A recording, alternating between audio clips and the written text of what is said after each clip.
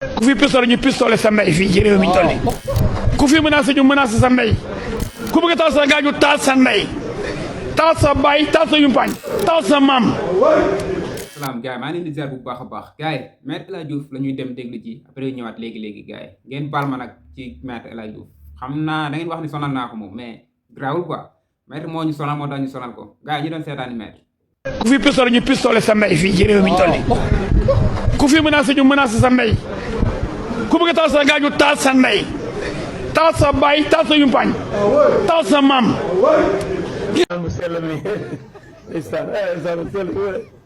ak seen taalibe waaye day sal seen dofa ko do Ousmane Sonko yéen lan moo leen dal nekk leen nit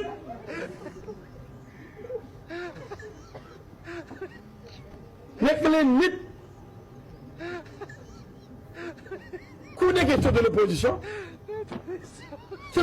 mooy bu ñu defee élection ki topp ci président fu ko nekkee waaye ñu bëgg ko sàccal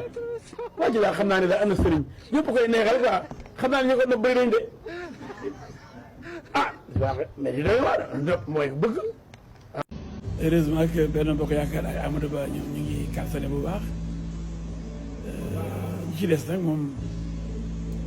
daanaka dañoo tardé daal. élection yi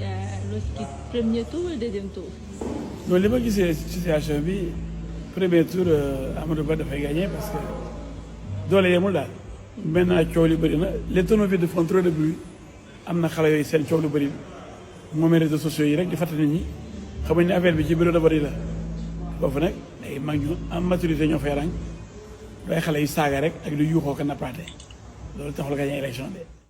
maa man maa fi nekk soo leen nit ñeeg coow lu bëri ñooy gagné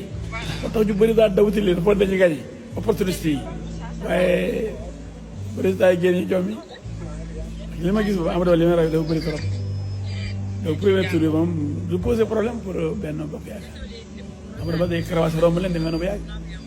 ñu taxaw fa daal di sàcc élection yi élection Sénégal ke du ko sàcc. man bougane bu ñu demee deuxième tour incha allah. pourquoi faire. danañu gën a dajewaat xool kan moo gën ci Sénégal.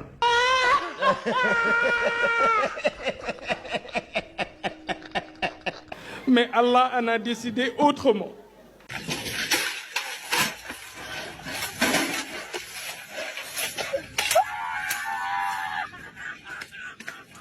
À l'endroit d'une personne exceptionnelle. baax na. saaku ngooñ taamu booy lu mu doon jar. Pourquoi faire. merci non merci.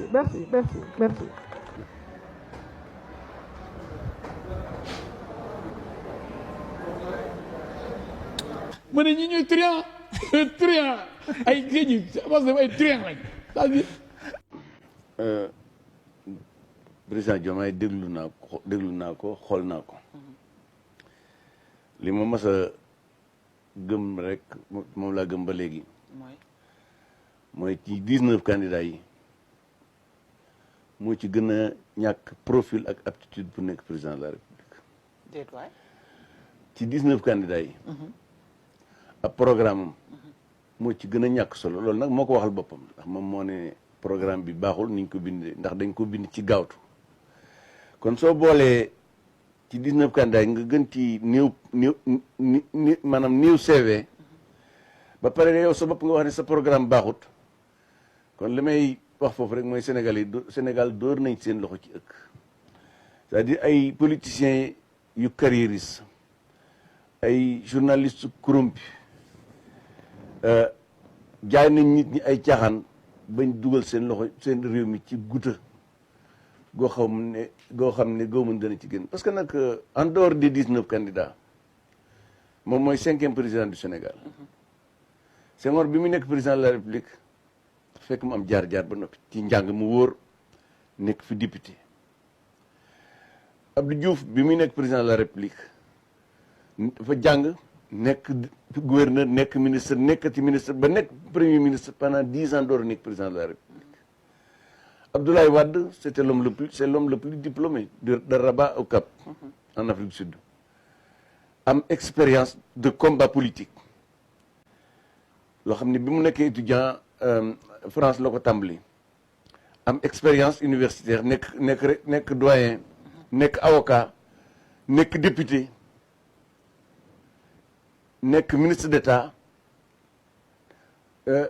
bi ñu koy def président de la République booba mat na ko sëkk Macky Sall ak loo mën a wax jàng na def na échelon yi nekk na directeur nekk na ministre nekkati ministre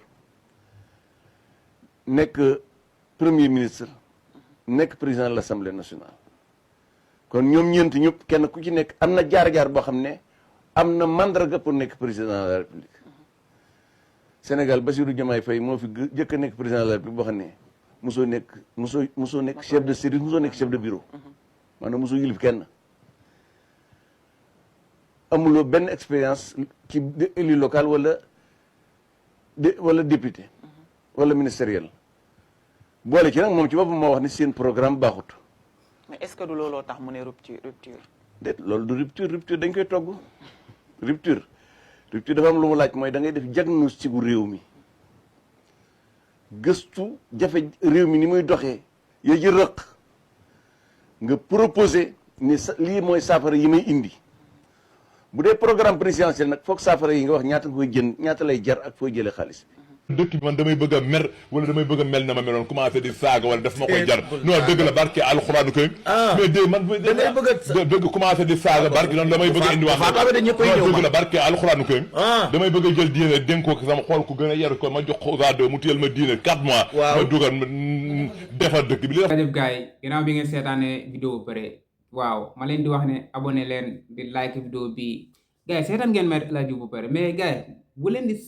leen di seetaan maître El Hadji Diouf lan ngeen di yëg quoi maître El Hadji Diouf ba ngeen koy seetaan da ngeen di mer